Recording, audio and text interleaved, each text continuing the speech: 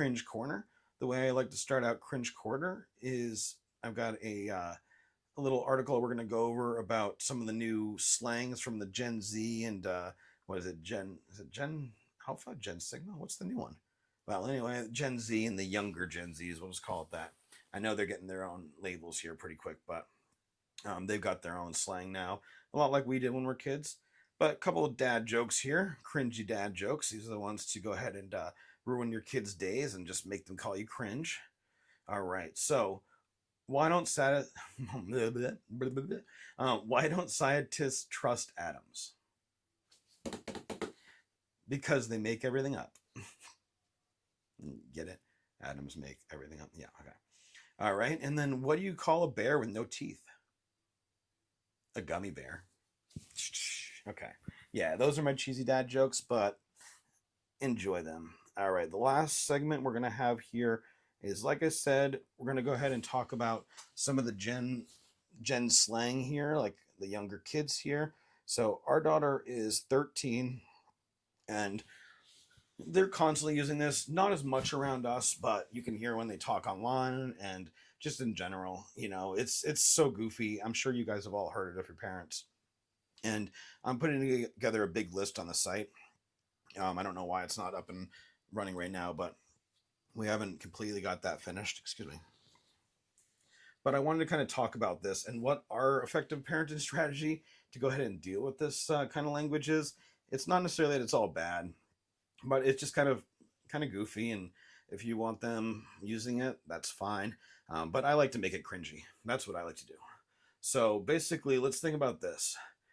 We're starting to go ahead and look at a list, and each week we're going to go ahead and go through a couple different ones, and then I'm going to put them all in there.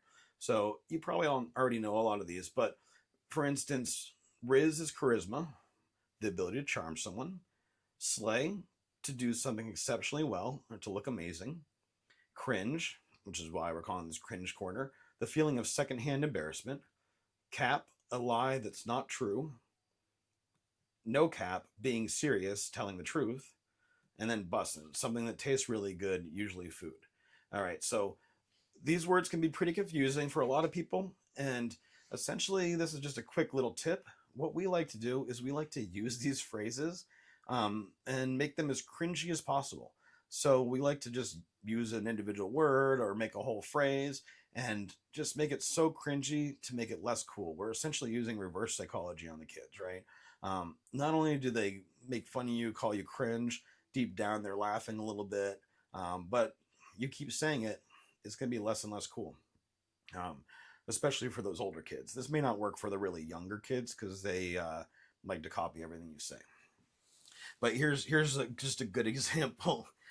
So let's see here. So, dude, that pizza was totally bussin'. No cap.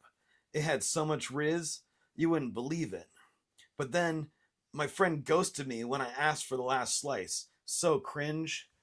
So that's maybe taken to an extreme, but, throw in cringe, throw in sus. Sus is almost over now. Throw in bussin'. Throw in slay and riz, cap, no cap.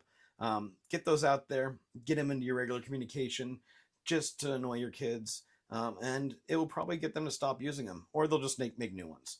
I didn't know what Skibbity Ohio was, but we'll go ahead and find out about that one next week, I guess. All right. So the goal, like I said, is to go ahead and use those against them, essentially. Now, I'm going to try to do one of these every week, sometimes more than one. There are going to be times where I miss weeks. Today was a hard one because I wanted to do this